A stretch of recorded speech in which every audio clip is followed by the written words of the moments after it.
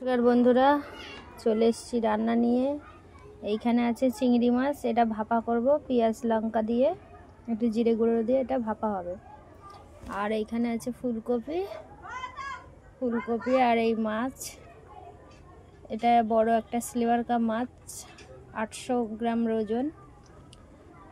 তো এই মাছটা দিয়ে, এই ফুলকপিটা দিয়ে ঝোল হবে।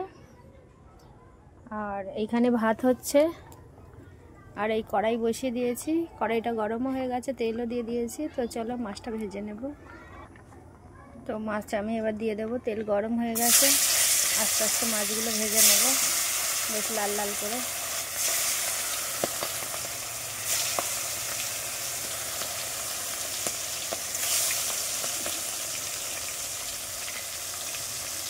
তো মাছগুলো আমি একবারে উল্টে দেবো।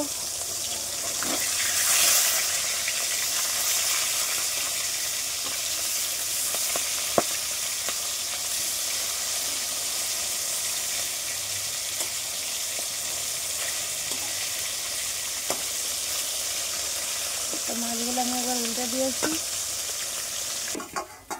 দেখি হয়েছে ওই লালটা হাত দেবে নাকি না। আবার বাকি মাছগুলো ভেজে নেবো।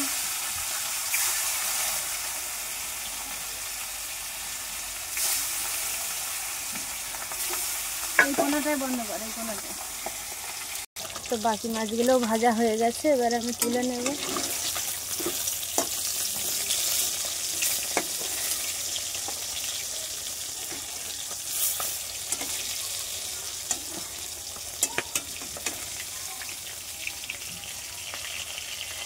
বাকি মশলাটা এবার বেটে নিই। এখানে নিয়েছি রসুন, আদা, ধনে আর শুকনো লঙ্কা একসাথে বেটে নেব। এবার আমি এই মাছের তেলেতেই ফুলকপিগুলো ভেজে নেব।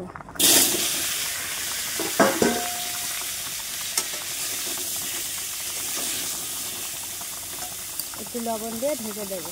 এইখানে আমার মশলা বাটা হয়ে গেছে। তো ফুলকপি একটু নামিয়ে নেবো, ভাজা হয়ে গেছে, বেশ লাল লাল করে ভেজে নিয়েছি।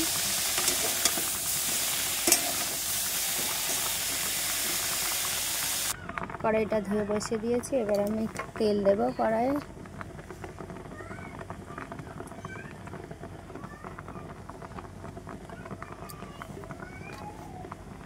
দেবো ফোড়নে দুটো পাঁচফোড়ন, এবার পেঁয়াজ দেব, একটা ছোটো সাইজের মিডিয়াম সাইজের পেঁয়াজ দিয়েছি। এবার দেবো আমি কাঁচা লঙ্কা, চেরা কাঁচা লঙ্কা দিলাম। এবার দেবো আমি আদা, রসুন, শুকনো লঙ্কা, ধনে বাটাটা দিয়ে দেবো। মশলাটা ভালো করে কষিয়ে নেব।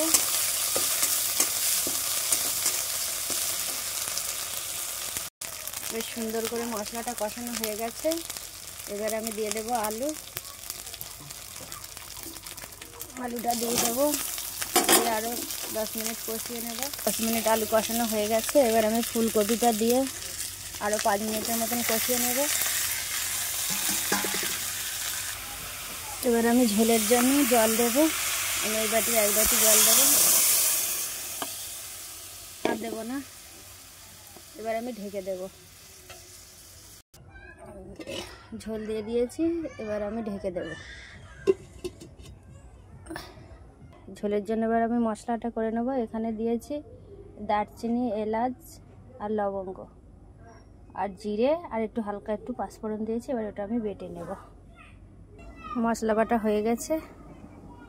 এখানে বাটি ভাপানো চিংড়ি মাছ হয়ে গেছে। তো চলো আলুটা সিদ্ধ হয়েছে কি আমি দেখব।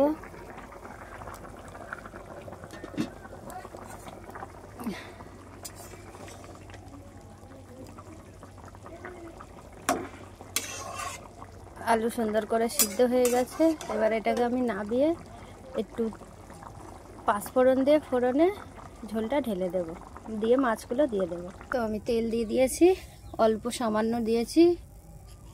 এবার আমি পাঁচফোড়ন দিয়ে দেব,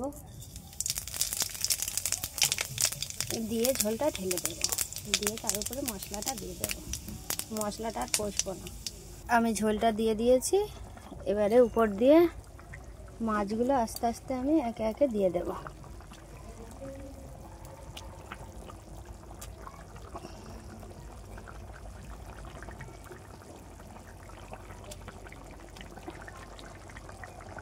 একে একে সব মাছগুলো দিয়ে 5 মিনিটের মতন আমি ঢেকে দেব। ঢেকে দিলাম। এবারে উপর দিয়ে মশলাটা দিয়ে ঢেকে দেব। যেহেতু মশলাটা কষলাম না, ওতে গরম মশলা একসাথে দিয়ে বেটেছি তো, এবারে আমি মশলাটা দিয়ে দেব। এবার আমি মশলাটা উপর দিয়ে দেব, দিয়ে ঢেকে দেবো আবার।